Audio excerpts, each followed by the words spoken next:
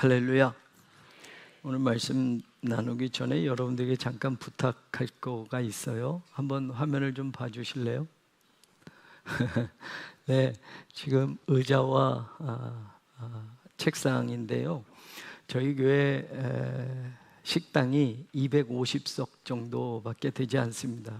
30석 정도를 더 늘리게 될 텐데, 그래서 식당이 좁아서 이제 또 식사를 식당에서 못하는 분들이 있고 기다리는 분들이 있어요. 사실은 우리가 식당을 크게 할 필요가 없었던 게 체육관이 있어서 미국에서처럼 체육관에 이제 이렇게 이런 테이블과 의자를 놓고 또 성도들이 많을 경우에는 그 체육관을 또 식사하는 장소로도 쓰면 되겠어서 장로님들과 이제 체육관이 이제 다양하게 멀티퍼포즈로 지어 놓은 거예요. 그런데 사실 지금 250석으로 모자라서 요 준비된 테이블과 의자를 구입하려고 하니까 지금 한 250개 정도만 준비하면 500석이 되고 11월 둘째 주일에 이제 우리 교회가 입당 감사 예배 드리면 또 많은 손님들이 오셔서 식당이 또 번잡하게 되어서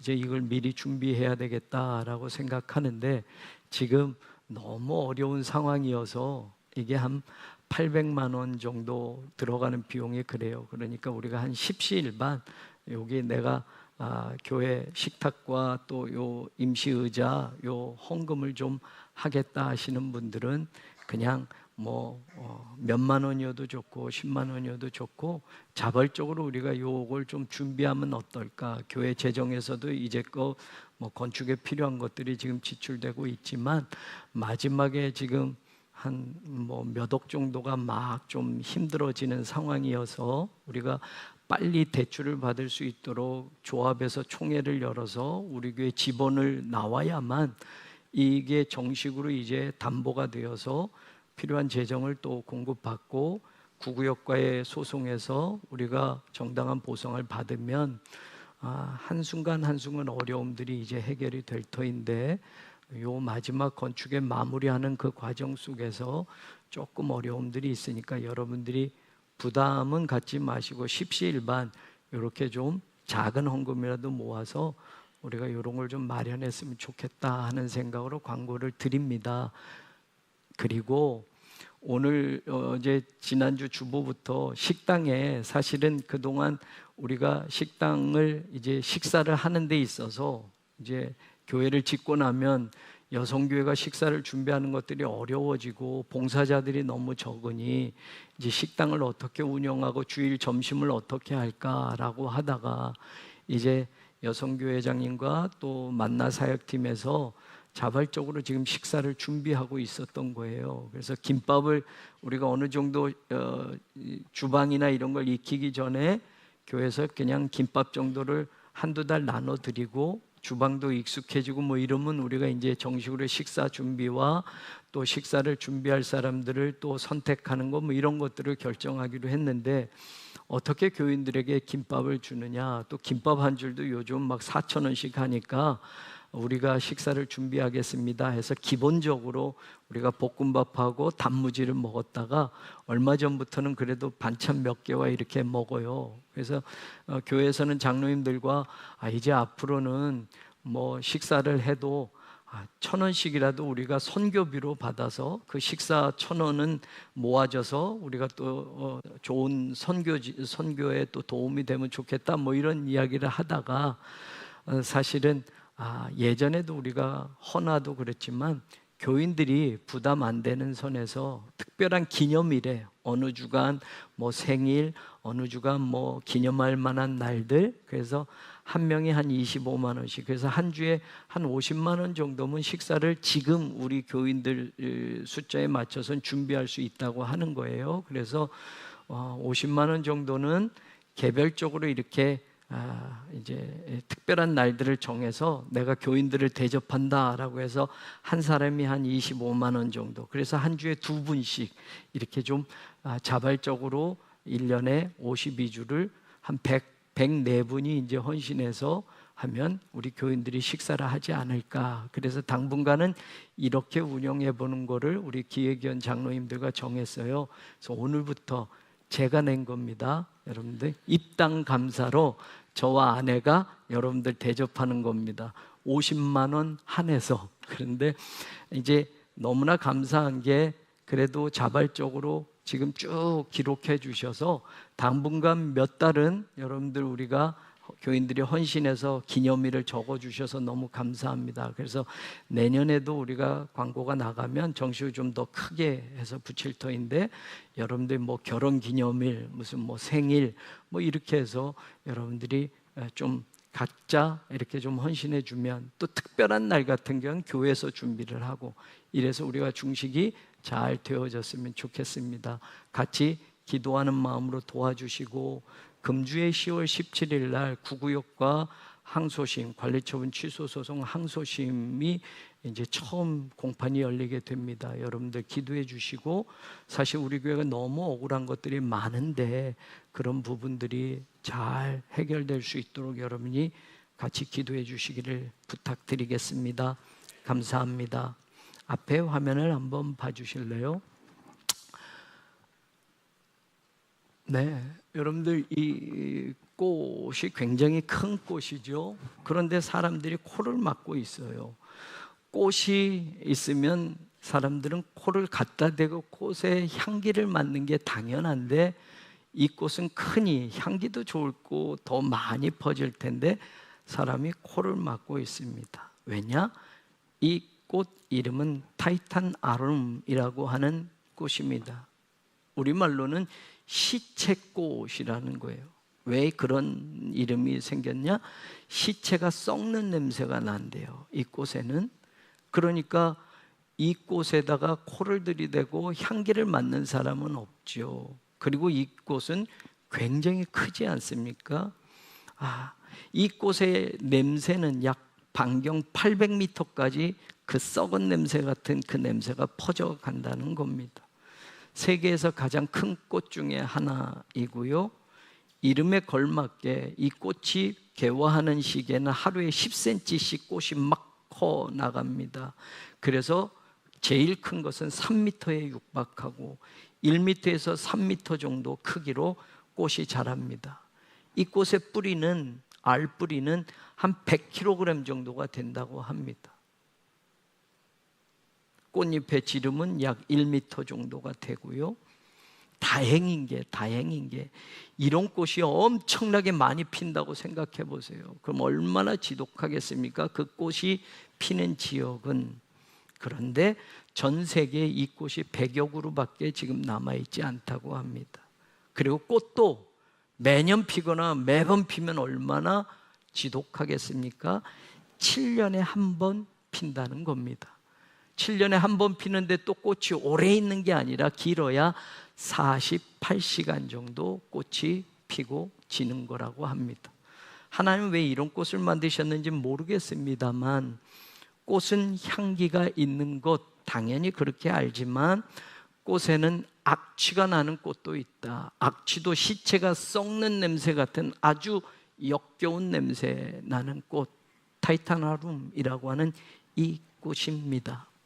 오늘 성경 6절에 보니 암몬 자손들이 다윗에게 미움이 된 줄 알고 라고 되어 있어요. 미움이 되다라고 우리말로는 이렇게 번역이 되어 있는데, 영어 성경에는 이렇게 되어 있어요. They had become a stench in David's nostrils. 데이빗 코에 stench, 아주 악취가 되었다. 이건 NIV 성경입니다. King James Version, they stank before David. 다윗에게 악취가 나게 만들었다. 다윗 앞에 악취가 되었다. 악취가 퍼졌다라는 뜻입니다. 사실 이 단어는 빠쉬라는 단어인데, 단어 그대로의 뜻이 영어 성경 그대로 번역한 겁니다. 우리말은 의역이 돼요. 미움이 되었다라고 의역을 했지만 성경 이름은 아주 악취를 내었다, 아주 더러운 냄새가 되었다라는 겁니다. 지금 암몬이 다윗에게 악취를 풍기게 되었다. 암몬이 다윗의 코에 아주 더러운 냄새를 맡게 만들었다라고 성경은 그렇게 이야기를 합니다. 왜냐? 암몬 왕 나하스가 죽었습니다. 그리고 아들 한운이 왕이 됩니다. 다윗은, 성경엔 정확하게 기록이 되어 있지 않지만 다윗은 이 암몬 왕 나하스에게 신세를 진 적이 있었습니다. 그런데 그 나하스가 죽으니 마음이 좀 슬펐습니다. 그래서 아들이 왕이 되었으니 축하 사절단을, 그리고 또 조문 사절단을, 두 가지가 다 돼 있는 거죠. 아버지가 죽은 것을 다윗도 슬퍼하면서 조문 사절단을 보내고, 아들이 왕이 됐으니 또 축하하는 의미에서 특별한 사절단을 암몬 나라에 보낸 겁니다. 그런데 암몬의 신하들이 이스라엘에서 왕이 보낸 사절단을 보면서 이건 틀림없이 다윗이 모략을 꾸미는 거다. 우리나라를 잘 정탐해가지고 우리나라를 정복하려고 하는 아주 나쁜 수를 쓰고 있으니 왕이시여, 그냥 그대로 보내면 안 됩니다. 그러니 왕이 막 되자마자 신하들이 또 그렇게 말을 하니까 이 한운이 그래? 그러면 그렇게 둘 수 없지. 다윗이 보낸 사절단의 수염들을 다 잘라버리고 옷을 중동볼기까지, 이 엉덩이 밑에까지, 예전엔 긴 옷들을 입었잖아요. 그런데 옷을 그냥 엉덩이 있는 데까지 다 잘라서 보내버린 겁니다. 모욕을 주고 보낸 겁니다. 그러면서 자기들 스스로도 생각하는 거예요. 야, 이거 너무한 것 같은데, 다윗에게 우리가 더러운 냄새를 풍긴 것 같은데? 라는 생각이 들은 겁니다. 그래서 야, 이거 안 되겠다. 가만히 있다간 이스라엘이 쳐들어올 테니 우리가 먼저 선수 쳐야 되겠다. 전쟁을 준비해야 되겠다라고 지금 암몬 나라는 난리가 난 겁니다. 여러분, 작은 의심, 사실은 다윗은 그런 마음이 아니었습니다. 호의를 베풀고 안타까움에서 사절단을 보냈는데 옆에 있는 신하들이 의심을 하게 되는 겁니다. 의심을 하면서 다윗을 나쁜 사람으로 생각하게 만들었어요. 근데 의심으로 끝나지 않습니다. 의심이 거짓말로 나오고, 거짓말이 또 어떻게 됩니까? 누군가에게 모욕을 주게 했고, 그 모욕이 결국은 전쟁으로까지 번지게 된 겁니다. 사실 전쟁이란 건 어마어마한 일이지 않습니까? 근데 이런 우리 이제까지 이 나라들의 전쟁도 어떻게 보면 전쟁의 발발 원인들을 보면 별 큰 원인이 아닌 걸로 큰 전쟁으로 퍼진 전쟁사들이 많이 있다고 그래요. 이것도 똑같아요. 작은 의심 하나로 거짓말이 생기고, 거짓말이 모욕을 주게 됐고, 모욕이 전쟁으로 번져가는 큰일 난 일이 된 겁니다. 여러분, 우리도 사실 의심하잖아요. 사회생활하면서도 의심하고, 신앙생활하면서도 의심합니다. 심지어는 하나님마저도 우리가 의심할 때가 있어요. 하나님이 살아 계신 거야, 안 계신 거야? 하나님이 계시다는데 왜 내가 이렇게 고통을 받아? 하나님, 내가 잘 믿었는데 왜 우리 집에 이런 어려움이 생겨? 뭐 이런 의심 말입니다. 그래서 성경에 보면 아직도 의심하느냐, 예수님이 이렇게 말하는 장면들이 여러 있어요. 제자들에게도 너희가 아직도 믿음이 없느냐, 아직도 의심하느냐라고 말하는 장면이 있어요. 신앙생활하는 우리조차도 의심이라는 게 생길 때도 있어요. 인생의 자리는 더 말할 것 없습니다. 살다 보면 부부간에도 의심하는 경우도 있지요. 형제간에도 의심하고요, 친구간에도 의심하고요. 전혀 남이 의심하는 게 아니라 국민은 정부를 의심하기도 하고요. 뭐 이렇게 의심이라는 거. 그런데 이 작은 의심이 번지고 되면 오늘 암몬과 이스라엘이 전쟁을 해야만 하는 상황까지 이렇게 커져 버리는 겁니다. 의심이, 작은 의심의 냄새가, 악취가 우리는 신앙생활하면서, 인생을 살면서 향기를 내는 사람이기보다 주변 사람들과 혹은 심지어 가족에게도 악취를 풍기는, 괴롭게 만드는 사람들이 있습니다. 가족마저도 코를 쥐어 잡는 것처럼 가족마저도 실망하는 인생을 살고, 가족마저도 더 이상 믿지 못해라고 포기하는 인생을 살 때도 있습니다. 향기 나는 인생을 사는 것이 아름다운 것임에도 불구하고 의심과 거짓과 음식과 이런 것들이 내 삶 속에 들어오고 내 인생 속에 들어와서 향기가 아니라 악취를 풍기면서 사는, 그래서 사람들이 그 사람 곁에 안 가려고 하고요, 그 사람과 만나면 안 좋은 일만 생기고요, 뭐 이러니까 그 사람의 인생을 외면하기도 할 때도 있다 말입니다. 그런데 그 사람이 오늘 나일 수도 있는 것이 사실인 게 우리의 인생 아닙니까? 향기 나는 인생에는 당연히 나비가 날아오고 벌도 날아옵니다. 그래서 여러 꽃들로 가서 번식을 하게 되고 더 아름다운 것들이 번져가게 됩니다. 그런데 악취에는 똥파리밖에는 모이지 않습니다.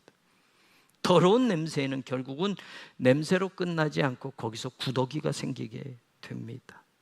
고린도후서 2장 15절은 분명히 우리에게 말합니다. 우리는 구원받는 사람들에게나 망하는 자들에게 하나님 앞에서 그리스도의 향기니라고 성경은 말합니다. 그럼 우리는 교회가 될 수 있습니다. 교회가 세상의 향기가 되어야 된다라고 성경은 말합니다.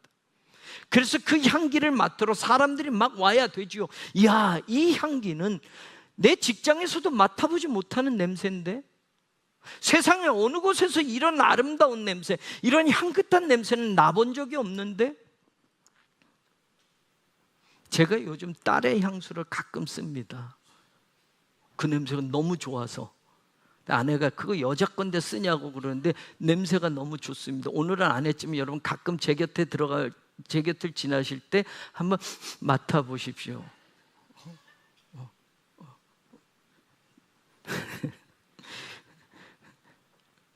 우리 딸의 방에 놔두고 미국 가서 썩어가기 전에 제가 뿌리려고 이제 제가 쓰는데, 그래요.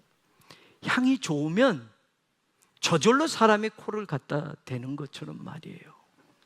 그런데 냄새나는 인생을 살면 사람들이 외면하고, 우리를 그리스도의 향기다라고 하면, 여러분 그 그리스도의 향기는 세상 사람들이 야, 이런 향기는 어디에서도 맡아본 적이 없어, 도대체 이 향기의 진원지가 어디야, 당신의 인생을 보면 나와는 다른 냄새가 나는데, 당신이 살아가는 인생을 보면 나한테는 맡을 수 없는 그런 냄새가 나는데, 도대체 당신은 그런 냄새가 어디서부터 나는 거요?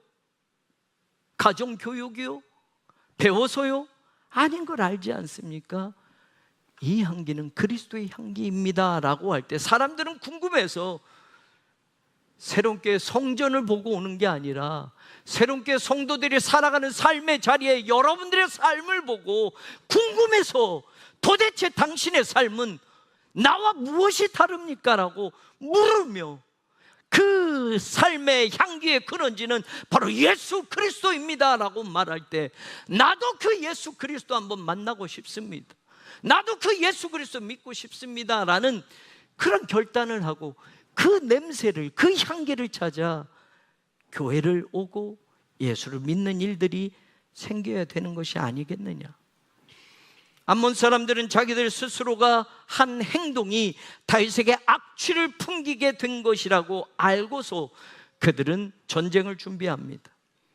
사실 다윗은 자신이 보낸 사절단들이 수염이 잘리고 옷이 잘리면서 모욕을 당하고 돌아와도 특별한 군사적인 행동을 준비하지는 않았습니다. 전쟁까지는 생각하지 않았습니다. 아마 다윗은 암몬 왕에게 빚진 거나 신세 진 것이 있어서 그 아들 한온이 모욕적인 행동을 했지만 그냥 넘어가려고 했는지도 모르겠습니다. 그런데 암몬이 먼저 전쟁을 선포하는 겁니다. 막상 이스라엘과 전쟁을 하려고 하니 당시에 다윗의 치세 아래 이스라엘은 굉장히 강한 나라가 되었습니다. 자기들 힘만으로는 이스라엘을 상대할 수가 없다고 생각합니다. 그래서 돈을 모아서 용병을 사야 되겠다라고 해서 이웃나라 아람의 군대를 사게 됩니다. 6절은 그걸 이야기합니다. 벳노을 아람 사람, 소바 아람 사람의 보병 2만 명, 마아가 왕과 그의 사람 1000명을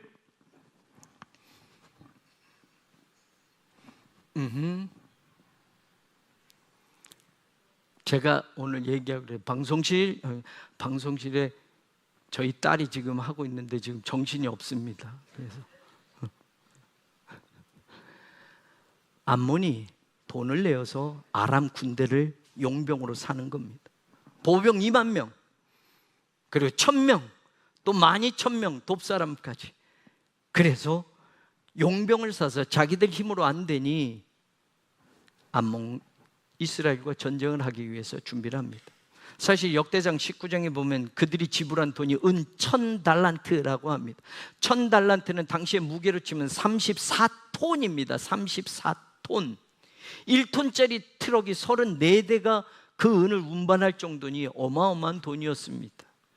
그 돈을 지불하고 아람 군대를 삽니다. 성경에 보면 군인만이 아니라 병거 32,000대, 마병과 군대를 고용했다라고 성경은 기록해 줍니다. 이 정도는 가져야 이스라엘이 이길 수 있다고 생각하고 암몬 왕은 그런 전쟁을 준비한 겁니다. 자, 전쟁을 하려는 마음이 없었지만 암몬이 이렇게까지 전쟁을 벌이겠다고 군사들을 동원하고 이스라엘을 쳐들어옵니다. 그러니 다윗도 결정을 해야만 합니다. 그래서 7절에 보니 다윗이 전쟁을 하기 위해서 다윗이 듣고 요압과 용사의 온 무리를 보낸다라는 장면이 납니다. 콜 하차바 하기뽀림. 콜은 모든, 하차바는 그 군대, 하기뽀림은 그 용사들의 모든 군대를 보냈다라는 뜻입니다. 그냥 단순히 용사의 온 무리를 보냈다라는 말로 우리가 되어져 있지만 다윗이 이 전쟁을 위해서 이스라엘 군대 가운데 그냥 평범한 군인, 상비군을 보내는 것이 아니라 용사들로 이루어진 군대를, 모든 용사들의 군대를 요압 장군과 함께 보냈다라고 성경은 이야기합니다.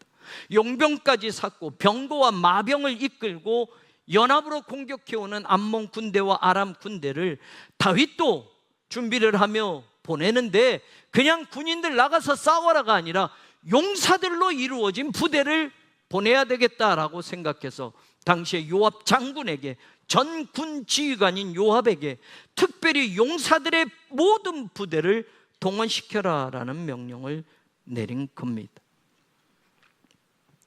악취를 풍긴 암몬을, 그 악취를 제거하기 위해서 다윗은 용사들을 보냈다라고 이야기를 합니다.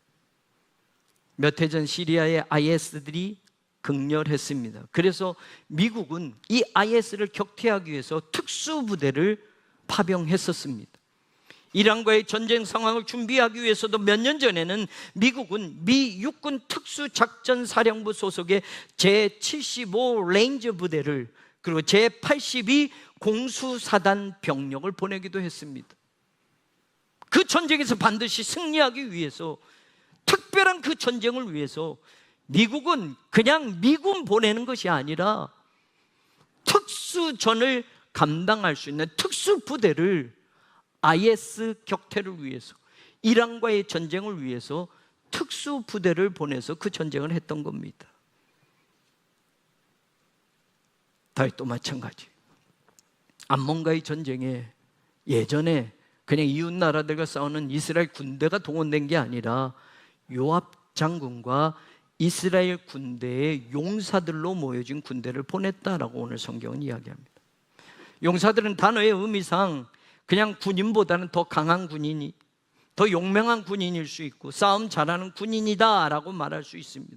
근데 오늘 말씀을 우리가 신앙생활에 적용해 보면서 우리에게 주는 의미가 무엇인지를 저는 여러분과 생각해 보려는 겁니다. 그리고 우리 또한 이 시대 교회가 많잖아요.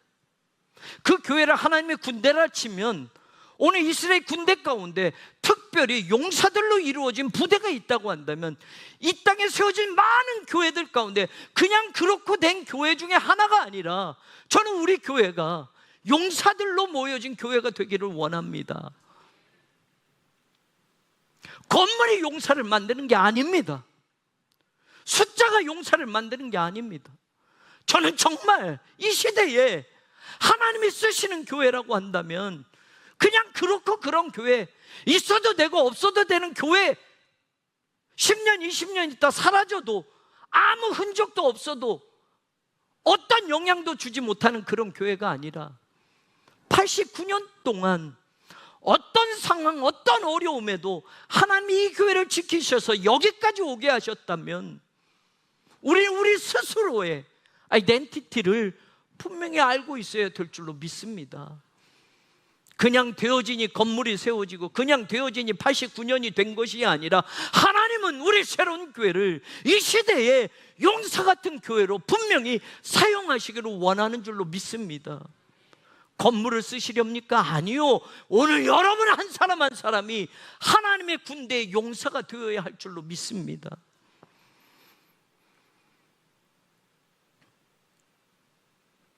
요압과 함께 용사들로 이루어진 이스라엘 군대가 투입이 됩니다. 그런데 막상 전쟁에 나가보니 암몬의 군대와 용병으로 사진 아람의 군대가 이스라엘을 협공하려고 지금 진을 치게 됩니다. 8절에 보면 성경이 이렇게 이야기합니다. 암몬 자손은 성문 어귀에 있고 아람 군대는 따로 들에 있더라. 그래서 9절에 보니 요압이 자기와 맞서서 앞과 뒤에 친적진을 보았다. 전쟁에 나가보니 어느새 아람과 암몬이 협공을 하는데 앞에서 공격하고 뒤에서 공격하는 진을 짰더라라는 겁니다. 그러니 아무리 용사들의 부대라 할지라도 협공을 당하면 어려움이 생기니 이때 요압이 신중하게 작전을 피게 됩니다. 이 작전에서 우리는 눈여겨보아야 할 신앙생활의 모습을 발견하는 겁니다. 9절에 다시 보면 요압이 자기에 맞서서 앞뒤에 친 적진을 보고 이것을 어떻게 해결하느냐? 이스라엘의 선발한 자 중에서 또 엄선하여 아람 사람과 싸우려고 진을 쳤다. He selected some of the best troops in Israel.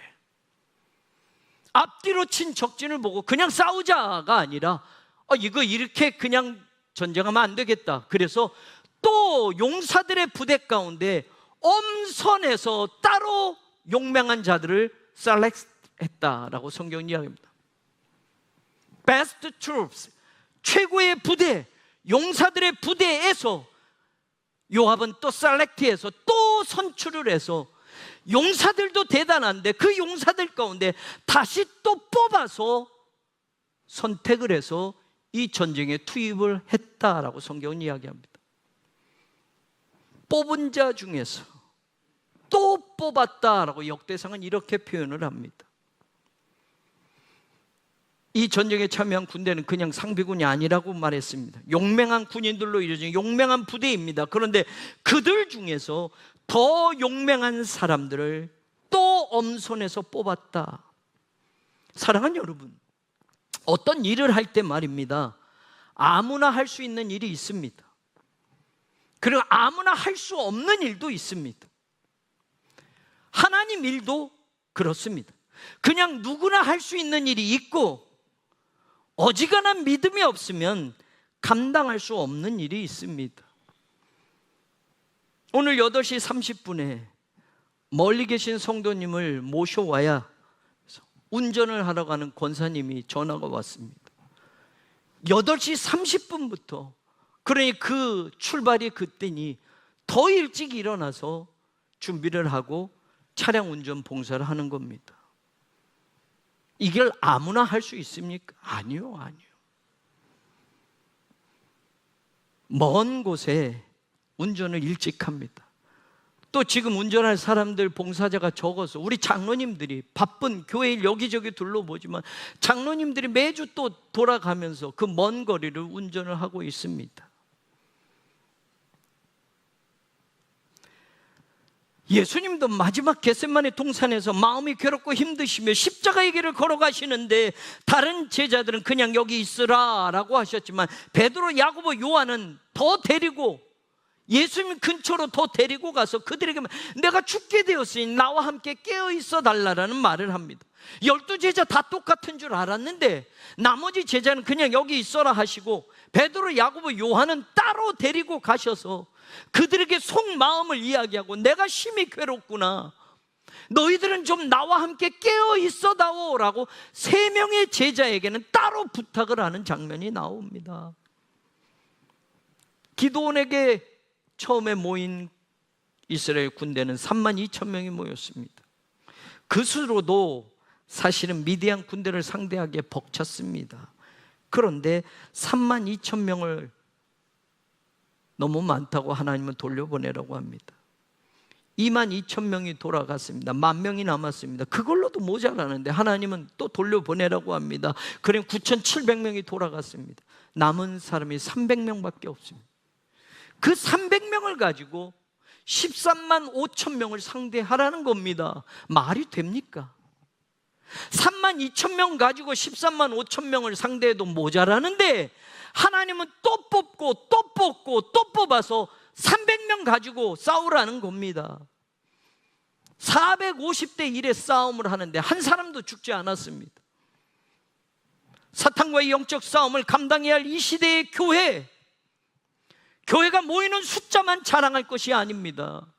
우리 교회 3,000명이 모여, 5,000명이 모여, 우리 교회 건평이 몇 천 평이야, 몇만 평이야, 이거 자랑하고 이걸로 싸우는 게 아니라는 말입니다. 교회가 모이는 숫자로 사탄과 승리할 수 없습니다. 교회가 건물 크기로 사탄과의 영적 싸움을 이겨낼 수 없습니다. 교회가 일당100, 일당1000을 감당하는 건 엄선된 그리스도인들, 교인들 말고, 교회 왔다 갔다 하는 교인들 말고, 한 주 오고 한 주 빠지는 교인들 말고 진짜 그리스도인들, 진짜 예수 그리스도의 제자들, 그들을 사탄이 무서워하는 거지. 왔다 갔다 하는 교인 3,000명, 5,000명이 모이면 눈 하나 깜짝 안 하는 사탄인데, 건물이 아무리 크게 지어도 그 건물 크기에 세상 사람들은 와 크구나, 건물 크기에 압도당할 수 있지만 사탄은 꿈쩍도 하지 않을 터인데, 우리 새로운 교회는 이 세상에서 무엇으로 승부하렵니까? 여러분의 신앙이 우리 다음 세대에 이 건물을 물려주는 것이 자랑입니까? 막상 일하자고 하면 일할 사람이 없는 교회가 되어가고 있지는 않습니까?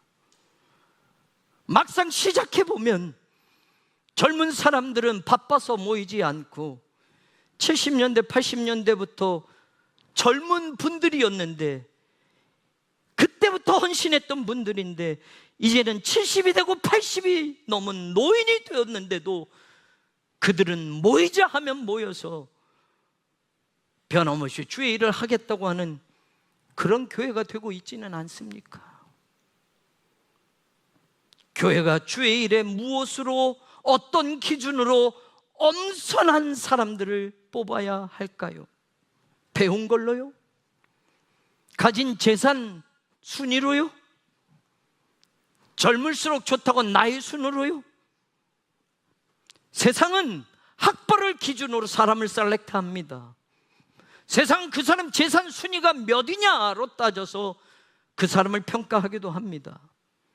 세상은 젊을수록 좋다고 50만 넘어도 회사에서 명태를 이야기하고 젊은 사람으로 바꿔가려고 합니다. 세상의 기준은 그렇게 엄선합니다. 돈으로, 학벌로, 나이로 고르고 골라서 골라냅니다.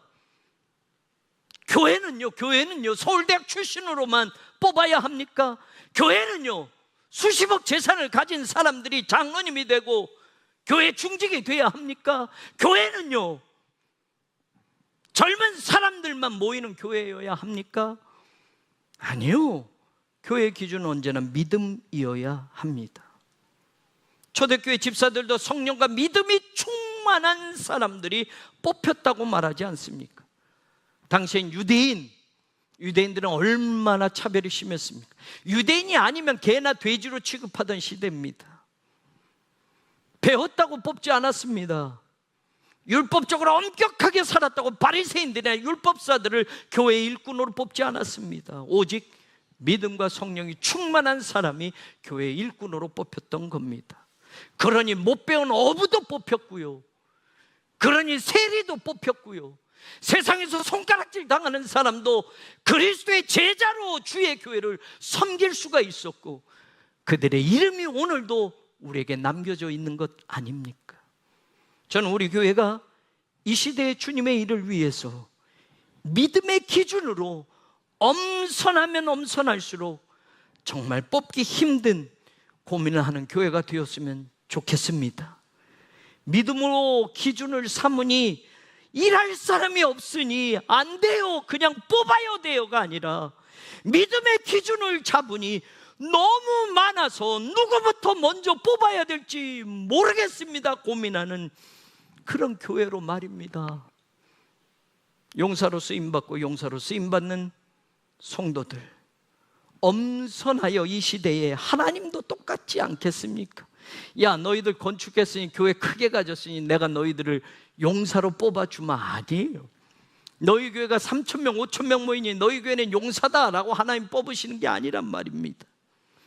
저는 우리 교회가 이 시대에 하나님의 용사로 뽑는 교회 되었으면 좋겠습니다.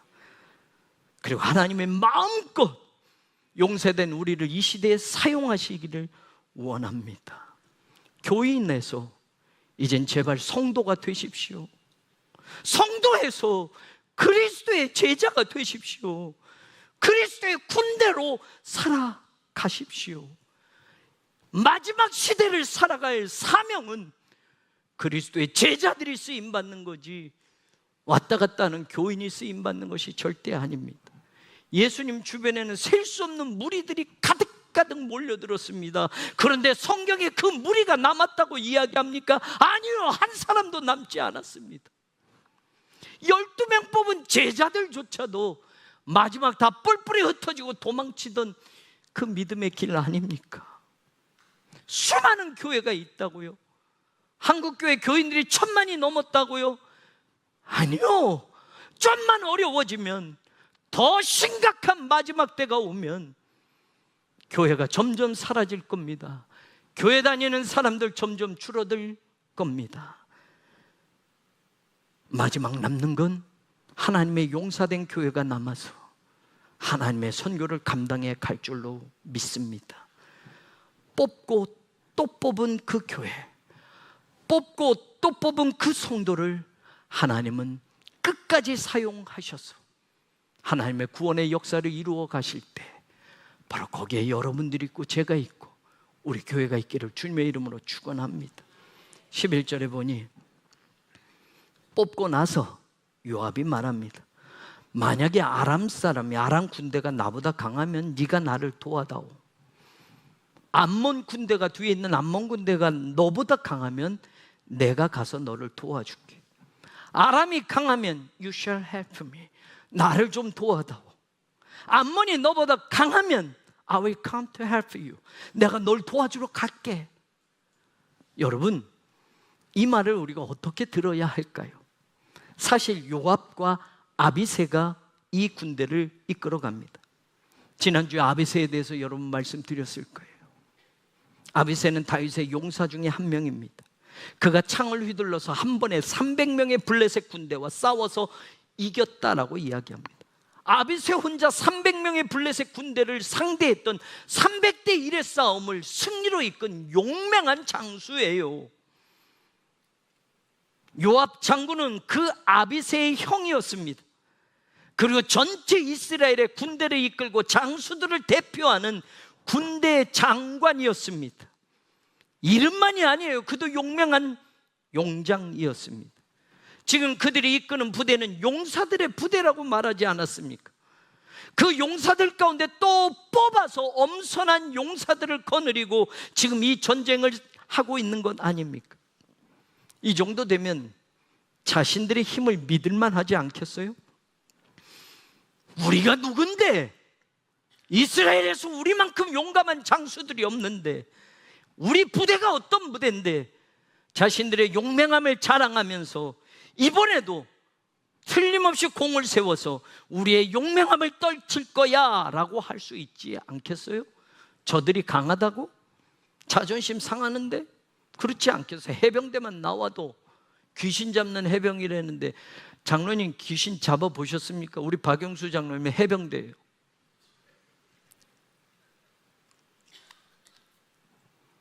우리 부대가 어떤 부대인데, 백골 부대인데, 특수부대인데, 공수부대인데, 그 군인들은 자신들의 정체감이 굉장하지 않습니까? 우리도 그러할진데 그 시대에 이스라엘 군대 중에 용맹한 부대들이 이 전쟁에 나가고, 그들을 이끄는 장수가 한 번에 300명을 상대해서 이길 수 있는 아비새 같은 그 아비새의 형인 요압이 지금 이 군대를 이끌고 가는데 자존심 상하지 않겠습니까? 야, 도와줄 필요 없어, 내가 다 알아서 할게 라고 할 만하지 않겠어요? 너도 300명을 이긴 용사 아니냐? 형이 도와줄 필요 없이 너 잘할 거야, 해봐 라고 할 수 있겠어요? 여러분, 우리가 인생을 살면서 말입니다, 우리가 경계해야 되는 게 바로 이 지점입니다. 용맹함이 교만이 될 수 있습니다. 남보다 내가 똑똑한 것, 남보다 내가 좋은 학벌을 가진 것, 남보다 내가 잘 사는 것, 남보다 내가 강한 것이 교만이 될 수도 있다고요. 내가 가진 게 얼만데, 내가 배운 게 얼만데, 내가 세상 사람들보다 더 뛰어난데 내가 할 수 있어. 지금 이스라엘 군대가 그럴 수 있습니다. 요압이 그럴 수 있습니다. 아비새가 그럴 수 있습니다. 뭘 와서 도와주고, 뭘 내가 어려우면 도와줘라? 아니, 내가 할 수 있어.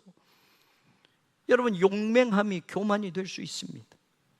전쟁에 오랫동안 능숙한 경험이 오만이 될 수도 있습니다. 그런데 용사들이 겸손합니다. 용사들이 더 신중합니다. 자신들의 용맹함, 자신들의 힘만 과신하지 않습니다. 같이 힘을 합치는 겁니다. 같이 도와서 하나님의 승리를 이루어 가자고 하는 겁니다. 이겁니다. 오늘 성경이 우리에게 가르쳐주는 용사의 용맹함만이 아니라 용사의 지혜를 우리는 배울 수 있어야 합니다. 저는 우리 교회가 이런 용사와 같은 교회가 되기를 원합니다. 용사도 도움이 필요하다는 말입니다. 용사도 누군가의 돕는 힘을 얻어서 싸워야 할 때가 있다는 말입니다. 용맹할수록 겸손해야 합니다. 익은 벼가 고개를 숙이듯이 예수를 믿으면 믿을수록 교만이 아니라 겸손한 사람이 되어야 하고, 예수를 믿으면 믿을수록 낮아지고 낮아지는 사람이 되어야 합니다. 서로가 서로를 도와주며 이 전쟁을 승리로 이끌어 가자는 겁니다. 아람이 강해서 힘들면 암몬과 싸우러 나간 아비새가 요압을 도와주고, 암몬이 강할 것 같으면 아람과 싸우러 나간 요압이 아비새를 도와주겠다고 하는 겁니다. 이 세상을 살다 보면 나 먼저 살고 보자식으로 살아가는 사람들을 많이 봅니다. 친구도 형제도 동료도 말입니다.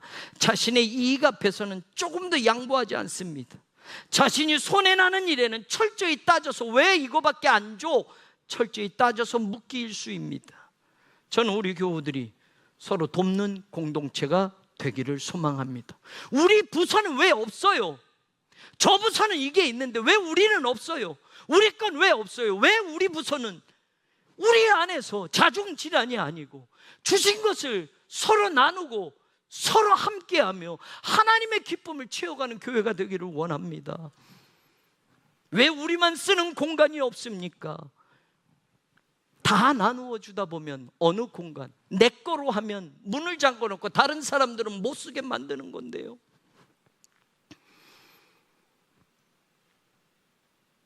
초대교회처럼 모든 물건을 서로 통용하고 재산과 소유를 팔아서 각 사람의 필요를 따라 나눠주지는 이제는 교회가 그런 일은 못할지라도 작게라도 적은 것이라도 손을 펴서 구제할 줄 알고 나누어주고 봉사하는 그런 기쁨을 신앙생활에서 느껴볼 수 있기를 주님의 이름으로 축원합니다. 우리 임재수 장로님이 이번 주 캄보디아를 갑니다. 목사가 가라고 해서 가는 것도 아니에요. 캄보디아 교회가 궁금하니까, 거기 아이들이 너무 안타까우니까 자신이 돈을 내고 자신이 비행기표를 끊고 자신이 준비를 해서 그 짧은 기간이라도 아이들을 격려해주고 그리고 돌아오려고 하는 겁니다. 저는 우리 교회가 이런 교회가 되기를 원합니다.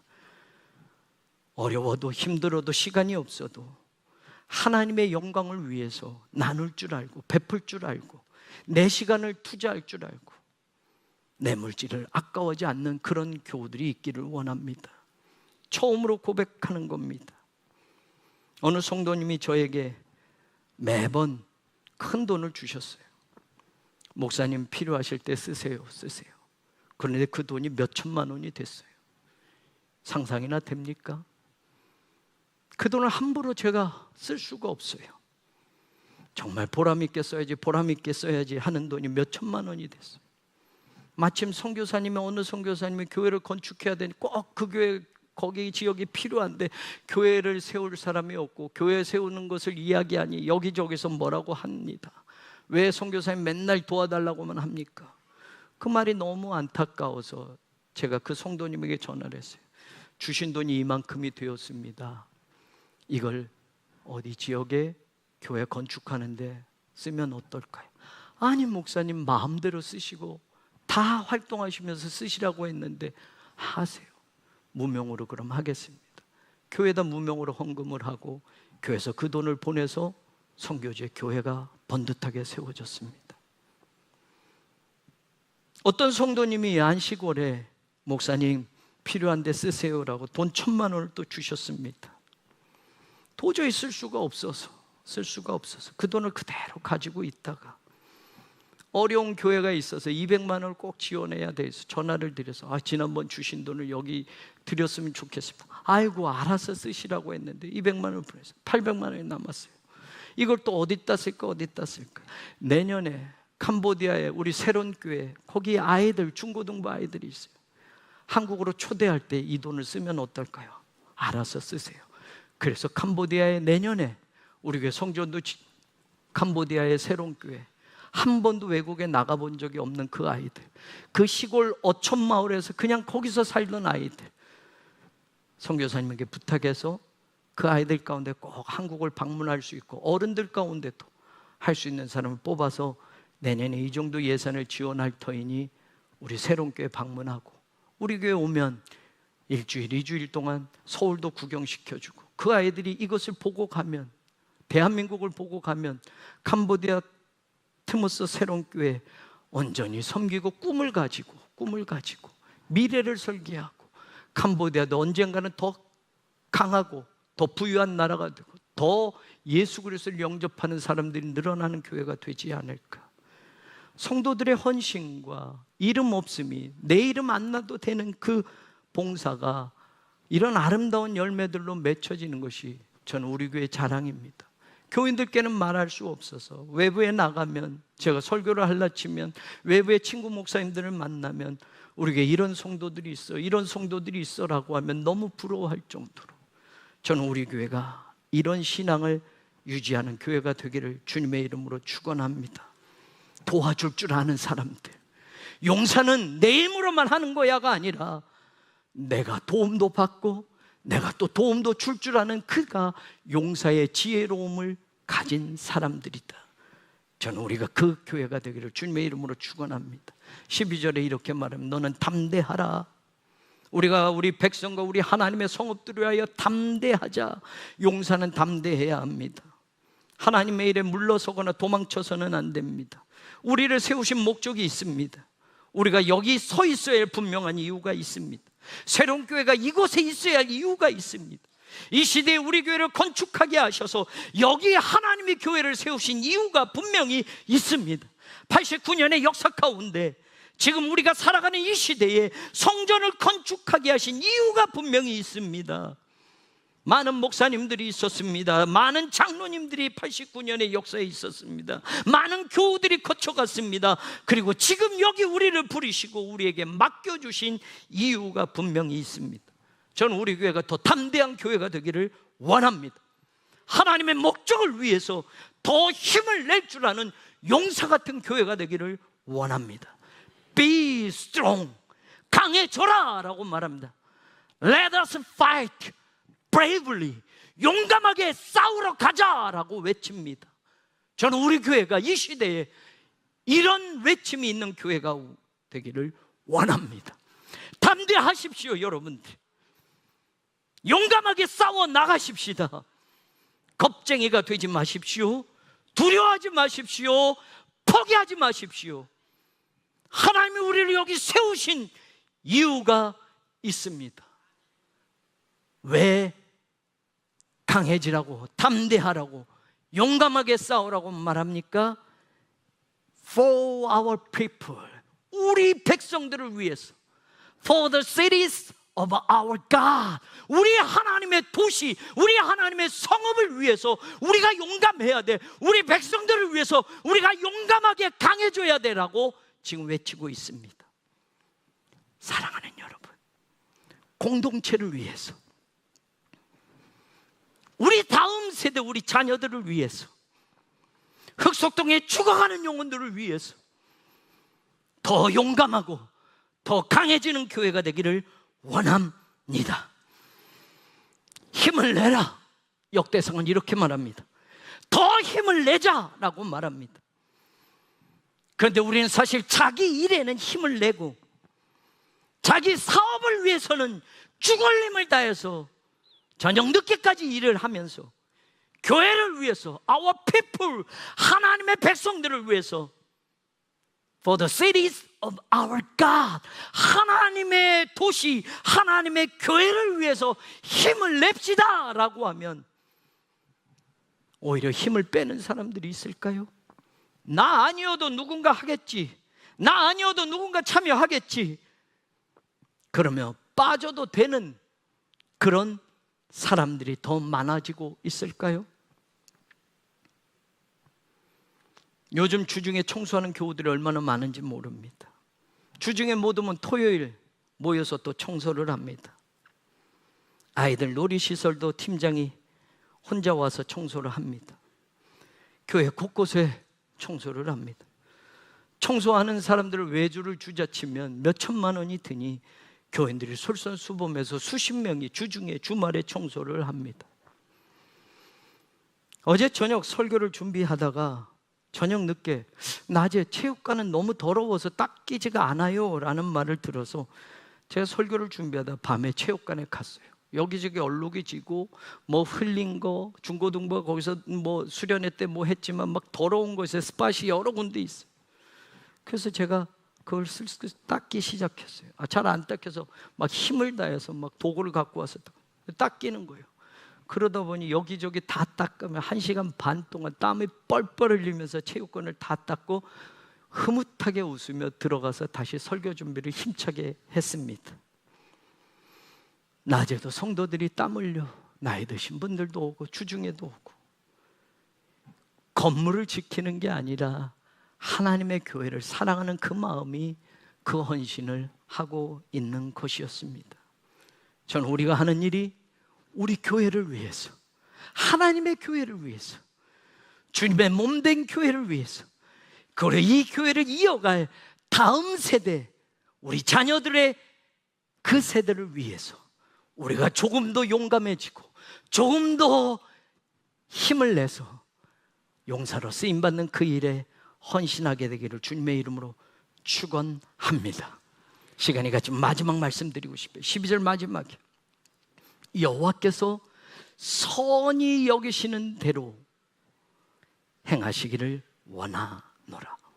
여러분, 이 고백이 얼마나 신앙적인 고백인지 몰라요. 하나님께서 선하게 여기시는 대로 이루어 가실 것이다. 정확히 표현하면 The Lord will do. 주님께서 하실 것이야. What is good? 좋은 것을 in His sight, 그가 보시기에 좋은 것을 주님이 하실 거야 라고 말합니다. 여러분, 이게 신앙입니다. 사실 우리는 우리 생각과 우리 경험으로 우리에게 좋은 것을 이루시는 게 하나님인 줄 압니다. 내가 이런 게 있고요, 이런 거 하고 싶고요, 이런 목적이 있고요, 하나님 이런 꿈이 있습니다. 하나님 이루어 주십시오. 그래서 기도하고 그래서 헌신합니다. 그런데 여러분, 요압이 말하는 게 뭡니까? The Lord will do. 하나님이 하실 거예요. What is good? 하나님이 좋다고, in His sight. 하나님이 보시는 것, 하나님이 생각하시는 것, 하나님이 판단하셔서 하나님이 좋다고 하시는 그것을 하나님은 이루실 거야 라고 고백합니다. 하나님이 그렇게 역사하실 줄로 믿습니다. 이 전쟁의 승패는 하나님이 결정하시는 겁니다. 적군이 아무리 강해도, 아무리 많아도 하나님이 우리를 사용하시겠다고 하시면 우리를 통해서 하나님은 반드시 승리를 보여주실 줄로 믿습니다. 용사는 이런 믿음으로 하는 겁니다. 용사는 최후의 이 고백을 하며 하나님이 보내시는 격전지에 나아갈 수 있어야 합니다. 오늘도 하나님은 하나님의 뜻대로 우리를 사용하시고 하나님이 옳게 여기시는 대로 하나님이 일을 하실 줄로 믿습니다. 믿음으로 용사의 길을 같이 걸어가십시오. 그 고백으로 우리 함께 하나님의 일을 감당해 가십시오. 하나님의 선하신 뜻대로 반드시 이루어 내실 줄로 믿습니다. 이 전쟁의 승패는 아직 모릅니다. 적군의 숫자는 많아졌습니다. 전략도 우리를 위협할 정도로 치밀합니다. 절대로 만만하지 않습니다. 용병들도 사고 마병도 오고 전차도 왔습니다. 협공을 하고 공격해 들어옵니다. 마치 그런 겁니다. 서울시가 새롱교회 89년의 역사가 되는 새롱교회는 아무 의논 없이 새롱교회를 두 쪽으로 나누고 20m 도로를 재개발을 하면서 만들어 버립니다. 교회를 두 쪽으로 놔도 그들은 아무렇지도 않습니다. 학교를 두 쪽으로 냈단 큰일 나니 학교 위쪽을 경계로 해서 20m 도로를 내니 거기에 있는 새롱교회가, 천평 있는 새롱교회가 두 쪽으로 나눠져 버립니다. 3구역, 9구역으로 나누어진 교회는 여전히 힘들었습니다. 수년간 3구역과 9구역 비대위들이 조합과 싸워가면서 그 결과를 기다려야만 했습니다. 건축 허가를 받고도 건축을 하지 못합니다. 조합 안에 땅이 있으니 자기들끼리 수년간 법적 다툼을 하는 동안 세월은 지나가 버리고 교회는 부서졌는데 교회는 아무것도 할 수 없는 상황이었습니다. 비대위들이 조합의 임원들이 되면서 3구역은 교회 건축 현장에 돌을 갖다 막아놓고 우리 건축을 방해해버립니다. 말도 안 되는 일을 합니다. 9구역은 임시 예배 처소로 들어오는 유일한 길을 다 막아버리고 폐쇄하겠다고 공문을 보냅니다. 이런 일이 있을 수 있냐고 구청에 가서 따져봐도 관계 공무원들은 슬그머니 뒷짐지고 누구 하나 우리의 억울함을 살펴보아주지 않을 때 이스라엘 군대를 암몬과 아람 군대가 마치 양쪽에서 협공을 펼쳐오는 것처럼 우리의 교회는 3구역과 9구역이 그렇게 매몰차게 교회를 비난하며 공격해 들어왔습니다. 앞으로 갈 수도 없고 뒤로 물러설 수도 없었습니다. 그런데 지금 이스라엘 군대와 요압은 한 가지 분명하게 확신합니다. 하나님은 선히 여기시는 대로 행하실 것이다. 우리도 마찬가지입니다. 건축이 어려웠을 그때나 완공이 되었지만 아직도 9구역 조합이 우리 교회 땅 532평 전체 개발 면적의 54분의 1이나 해당되는 가장 큰 땅을 가져가면서 아파트 한 채와 50억 밖에는 못 주겠다고 재개발법으로 교회를 명도 소송하고 내쫓았습니다. 다른 교회들에는 모두 종교용지 신청과 아파트 분양 신청 용지를 보냈으면서도 우리 교회는 그런 기회도, 그런 용지도, 그런 신청서도 보내지 않고 관리처분 재인가를 처리한 부당함이 있습니다. 여러 가지 법적으로 따져야 할 쟁점들이 있었습니다. 조합과의 소송이 남아있는 힘든 시기를 지나가고 있습니다. 그러나 하나님은 우리 뜻대로, 우리 생각대로, 우리 목적대로가 아니라 하나님이 선히 여기시는 대로, 하나님이 보시기 좋은 것대로 하나님을 행하시게 하실 줄로 믿습니다. 그 믿음으로 하나님의 교회를 위한 용사들이 되십시오. 그 믿음의 고백을 가지고 끝까지 용사로 서십시오. 이 시대, 이 지역을 위해서 89년 전부터 가장 먼저 핏값으로 사신 우리 교회를 세우신 하나님의 목적이 있기에 세상에 함부로 할 수 없는 교회임을 담대하게 증언하십시오. 사드락 메삭 아벳느고가 그리 아니하실지라도 우리 하나님을 예배하겠다는 그 신앙을 버리지 않았던 것처럼 우리의 생각대로 안 돼도, 우리의 방법대로 안 돼도 우리는 끝까지 고백하는 것은 하나님은 하나님이 보시기에 옳은 것을, 좋은 것을 행하실 것이다. 10년이 걸려도 20년이 걸려도 다음 세대인 우리 아이들에게 그 일이 이루어져도 우리의 믿음이 흔들리지 않기를 주님의 이름으로 축원합니다. 용사로 보내시는 그런 교회, 용사로 사용하시는 그런 교회, 지난주와 더불어 하나님의 용사들이 되자는 이 말씀을 여러분들에게 전합니다. 의기소침하지 마십시오. 주변의 여건과 환경이 불리해도 절망하지 마십시오. 더 담대합시다. 더 용기를 냅시다. 더 힘을 냅시다. 서로 도와줍시다. 하나님의 용사로 불리우신 그 뜻을 이루는 우리 교회가 되기를 주님의 이름으로 간절히 축원합니다.